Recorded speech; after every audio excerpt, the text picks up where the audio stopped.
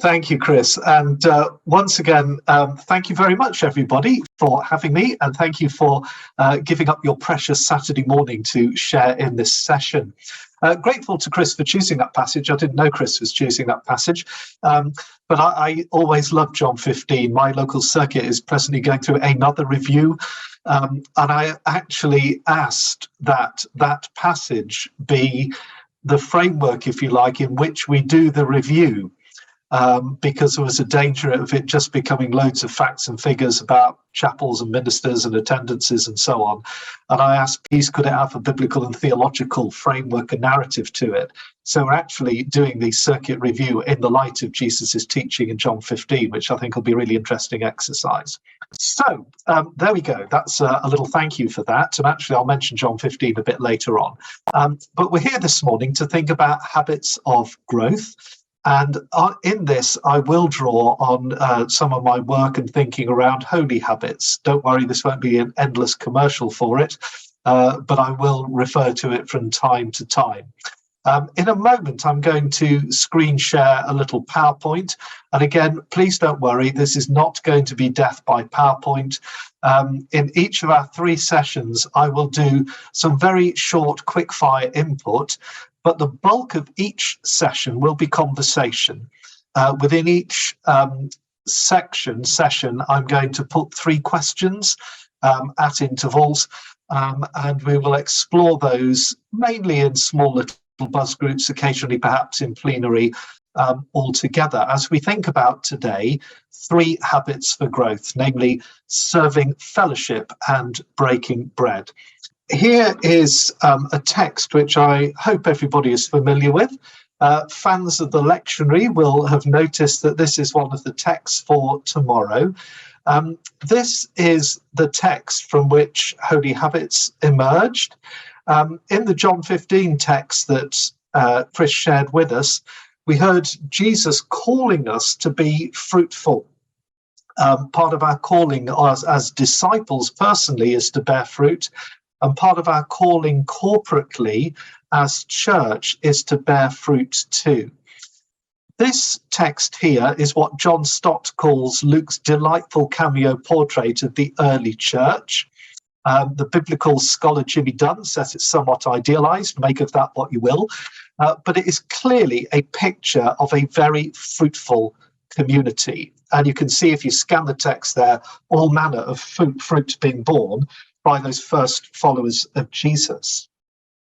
The great biblical commentator, lovely Methodist man, Kingsley Barrett, who Chris might remember actually came to my wedding reception, commenting on Luke's text in Acts 2, says this intriguingly: Luke wished his readers to see what the life of the Christians was like in the apostolic period in order that they might imitate it. So in other words, this in the Lucan material, Luke's Gospel and Acts, is the closest we get to a blueprint for what Christian community, for what church should arguably look like, feel like, be like. So this is an important passage for us, I think. And it's from the Acts 2, 42, 47 passage, as I say, that what's become known as holy habits emerged. Today, we're going to think about 3 of those habits. And the first of those is serving. How can this be a habit that's not just an end in itself? And that is a really important thing, particularly with serving, I think. But actually, how can it also be a habit that facilitates growth? So I promised it wouldn't be death by PowerPoint. So here comes the first question. In life and ministry, we encounter Jesus in all sorts of ways. We encounter him in prayer, we encounter him in worship, we encounter him in 2 habits that we'll refer to later on in our morning together, engaging the scripture and breaking bread. But here is another habit, another powerful way in which we encounter Jesus, and that is the habit of serving. I don't know about you, but I find the parable of the sheep and the goats in Matthew 25 possibly the most challenging passage in the whole of Scripture. And there is the positive affirmation there: whatever you did for one of the least of these brothers and sisters, you did for me. Wonderful. But then the challenging bit is the other bit: whatever you didn't do for one of these least of these brothers and sisters, you didn't do for me. And here we have a very powerful statement from Jesus, if you like, that when we serve others, we knowingly or otherwise are actually serving him. We are encountering him. And I think increasingly in these days, we're realizing that service or serving is a two-way street. It's not only about what we are able to do to serve others, it's actually how do we allow ourselves to be served, and perhaps even more richly, how do we serve together? So whether we are the primary recipient of the service or whether we are the primary offerer of the service, actually in that mutual encounter, there is something significant going on. And part of what is going on is that we are ministering to Jesus in those we served, and we are being served by Jesus in those from whom we receive service. Okay, so we're going to dive in with our first question, which is quite a deep one. It's quite a personal one. In what ways have you encountered Jesus as you have served or been served? Okay. If the Matthew 25 text holds true, the parable of the sheep and the goats, how have we known Jesus when we've been serving or been served or collaborating with those we serve? Okay.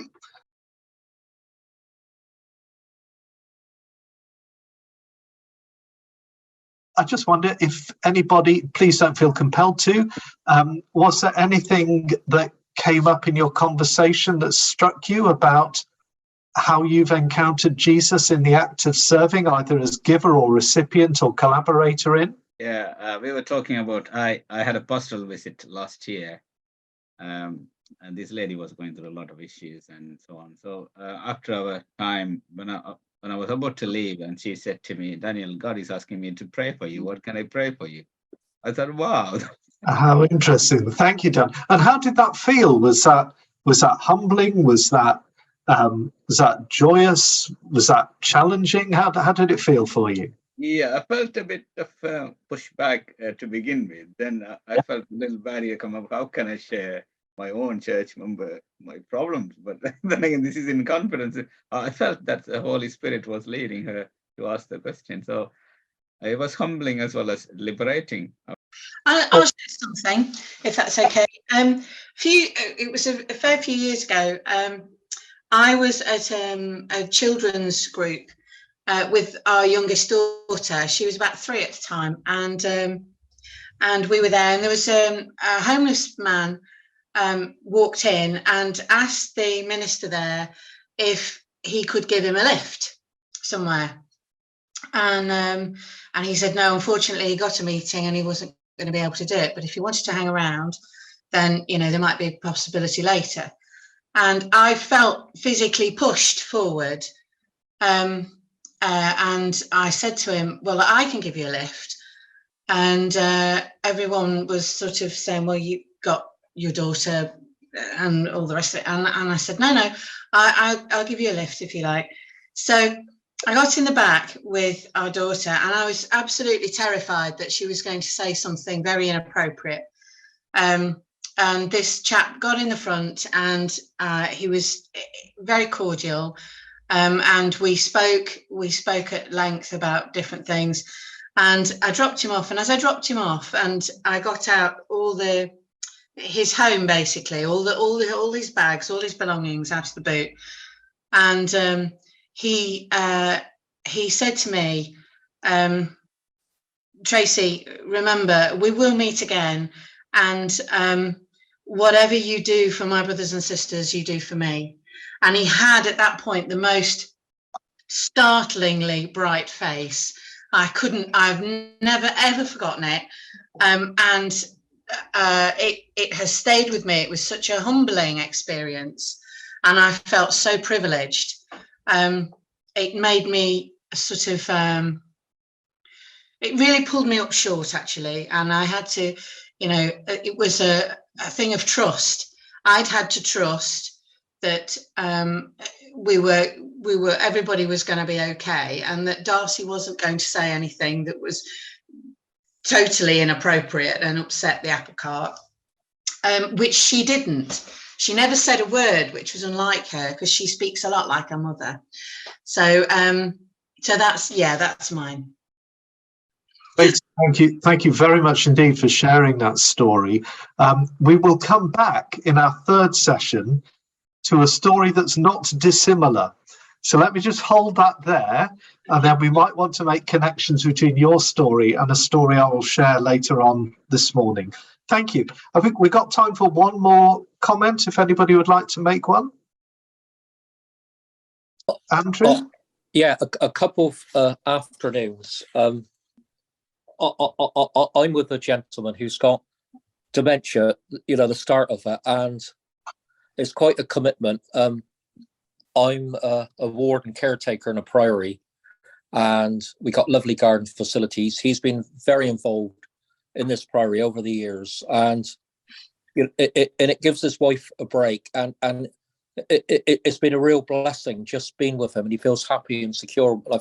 I feel it's a real privilege and an honour, you know, just to spend that time. And he does little tasks with me, like chopping up kindling wood and other things, and filling up the coal buckets. We got wood burning stoves in the priory, and I feel the presence of Christ in this, and I've never kind of experienced it like that before. How he really smiles and looks forward to spending time together, and we have fellowship, and often he brings up things from the past in his life.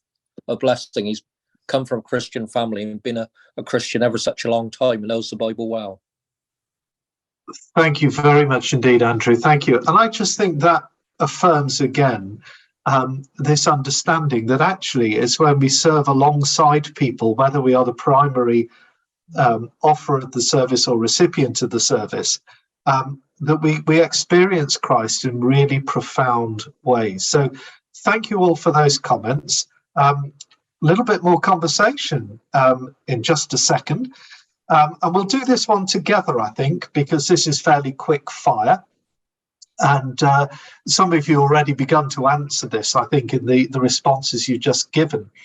But in 2020, so this was at the height of, I think it was actually the second major wave of COVID in this country, the Bible Society did some interesting research, and you might have seen this. But they actually asked people who were not part of the Christian community, not part of the church, what would you like the church to be doing for you? Okay, it's a pretty open question.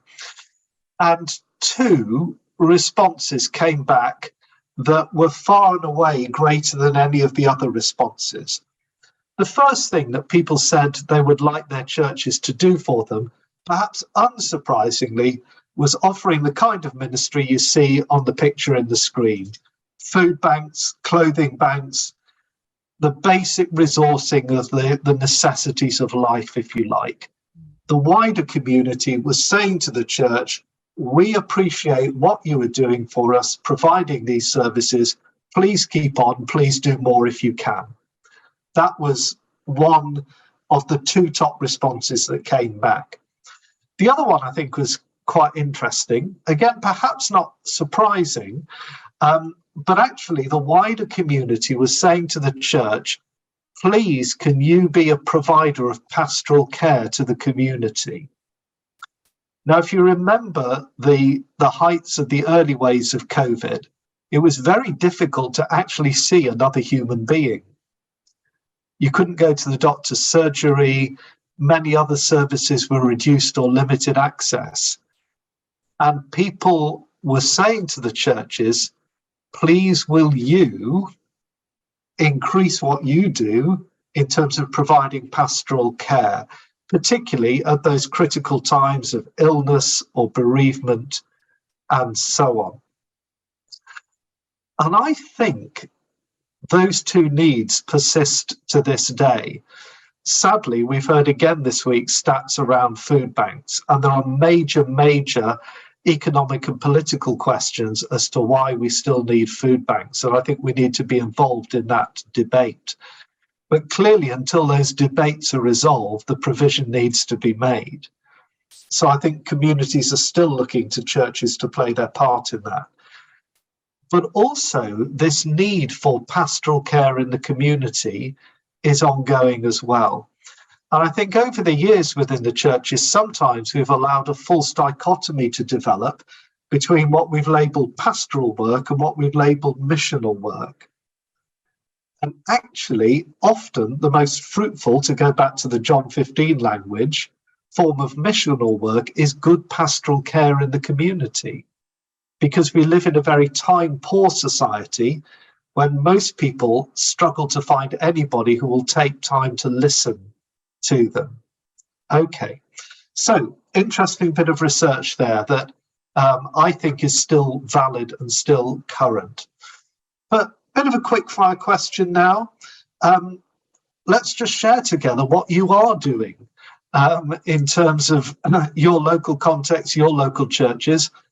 What are you doing to serve the local community? Or what are you thinking of doing? Because perhaps there's something in the development phase.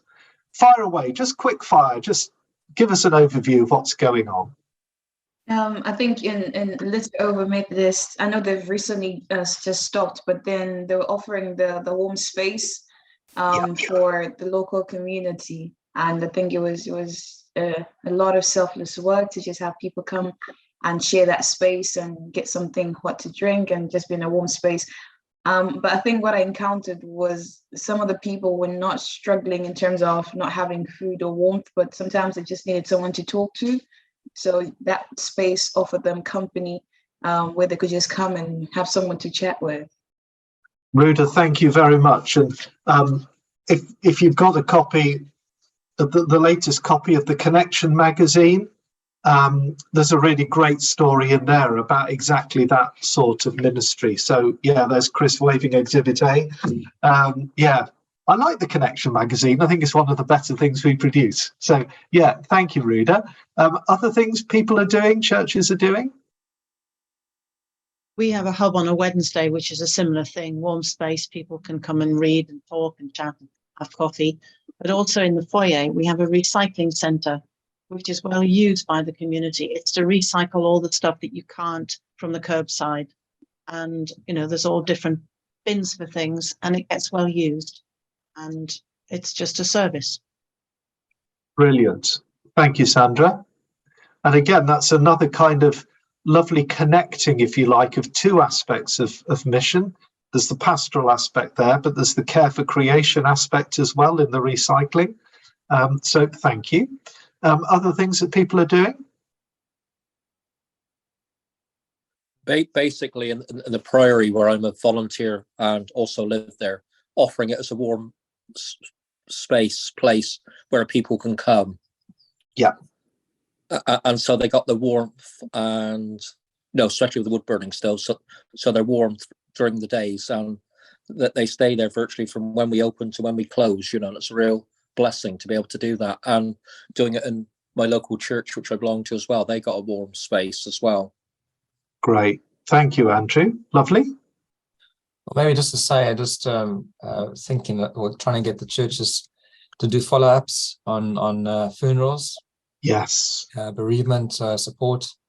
A number of folk, there's quite a lot of folk who go through the bereavement and various reasons. And just even if the family are not church connected, but they want to have a service in the church, to have somebody of the church have follow-up conversations or follow-up contact with them, to send them a card or just a phone call, just to say, we're still thinking about you. You didn't just come and use the church. We have a connection with you as well. So yeah, just bereavement support and care, really.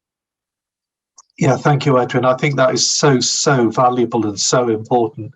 Kind of links a bit with Ruda as well, because that's very much a listening-based ministry, I think. I love the quote from Sarah Savage, the Department of Religion and Psychology at Cambridge University, who said this: To be listened to well is as close to the experience of being loved as to being distinguishable. When people feel that somebody is really listening to them, they feel loved. Well, I think that's a particularly Christ-like thing. So thank you very much, everybody, for those examples. Just one further aspect of thought to this habit, and that comes out of how serving links with mission and evangelism. And the diagram that you can see on screen comes from my time when I worked for the National Fresh Expressions Agency. And it's a diagram that we used to offer to people if they were thinking about developing a new form of Christian community. But I think it's actually instructive for all forms of Christian community, particularly if, as the title of our morning together today suggests, that we are interested in growth. I think there's some important insights here. And what you can see on the screen there was a formative sequence that we as a team, the Fresh Expressions team, observed often in the formation of healthy fresh expressions. It was by no means universal. It didn't always work this way. But if you could discern a more common pattern, this was the pattern that was discerned.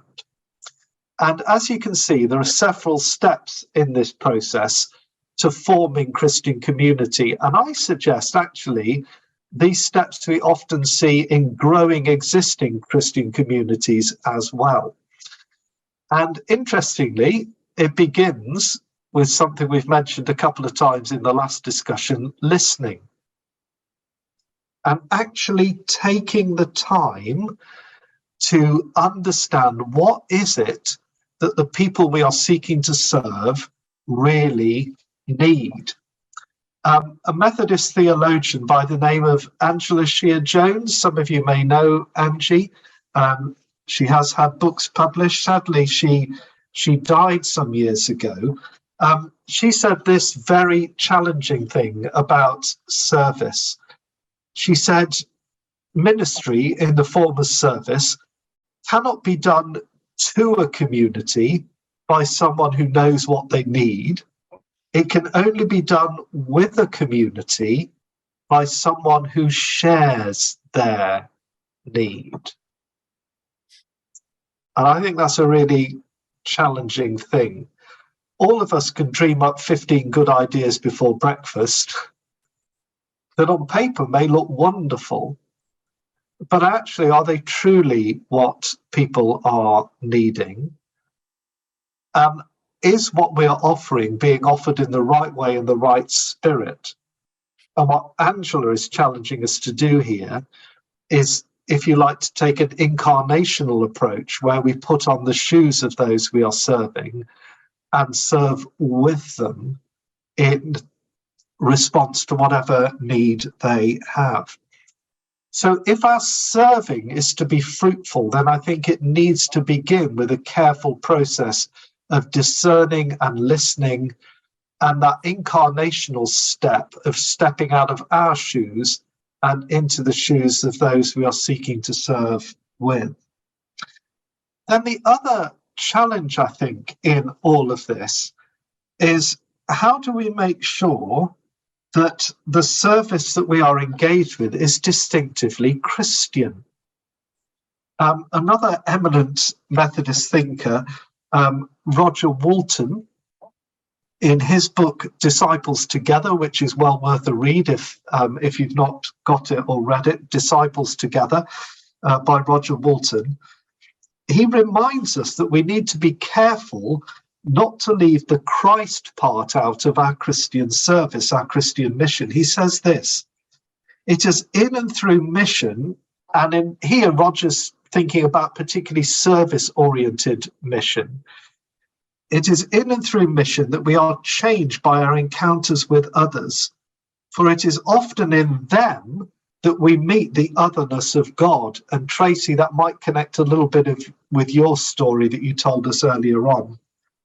But at the same time, Christian mission cannot be a transforming process if we leave out the Christ part. The essential ingredient in the formation of Christian disciples is a relationship with the living Christ. And Roger, in Disciples Together, argues that missional service is one of the key ways in which disciples are formed. He goes on to say, the disciples, the first disciples, were involved in mission, and they lived in community together with all the challenges this brought. But all that would not have formed them as followers of Jesus were he, i.e. Jesus, not with them. Okay? So if we're thinking about serving as actually being a habit of growth, not just an end in itself, but a way of forming disciples, perhaps forming new Christian communities or growing existing ones, a critical question for us to keep asking all the time is, where is Christ in this? What is distinctively Christian in this? Then another little thing to share with you. We haven't quite got time. If you want a really good example of Christian service born out of listening, go and Google search the Wesley Playhouse at Howden Clough. It is one of the very best examples of what we're thinking about here. Okay, so I'll just leave that for a moment. The Wesley Playhouse, Howden Clough, stunning story of how a dying chapel served its community and was totally transformed, both church and community. Just one other little thought for you before our final discussion. Years ago, people said if you wanted to bring people to Christ, you needed to get them to believe, okay? And the whole emphasis, think Billy Graham in the 50s, was on getting people to believe what they needed to believe, make a commitment, and everything else would follow. Now, in the post-Christian age that we now live in, that's been totally turned on its head. And the missiologists are saying now, if we want to encourage people to grow as followers of Jesus or even become followers of Jesus, we need to reverse the sequence. And actually, we need to add a first step. We need to bless people so they can have then a sense of belonging to the Christian community. As they begin to belong, so they will begin to pick up the practices, the behaviors, the holy habits, if you like, of that community, and then the belief will form. Now, again, don't always work that way. Damascus Road experiences still happen. Preaching can lead to commitment. That can all be apparent, but this is more common these days.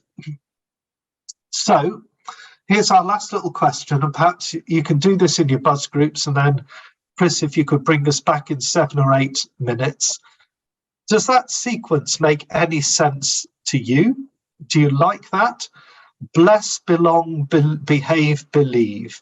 If we want to encourage people to grow as followers of Jesus, is that a helpful, and to link with the John 15 text, is that a fruitful way of going about things? So we just bless people by the service that is offered. Through the offering of that, they might want to come and be part of the wider community that's offering that service.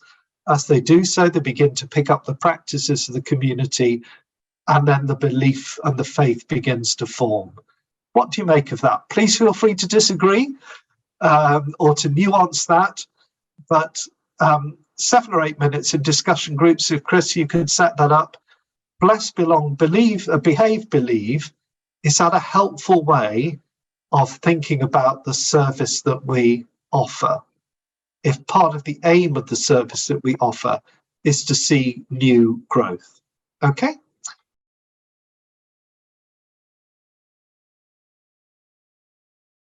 Thank you. Well, welcome back, everybody.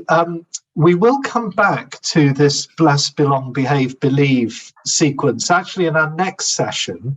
And if you'd like to discuss that in more depth, then perhaps that could be something in our Q&A session, which we'll have towards the end of our morning.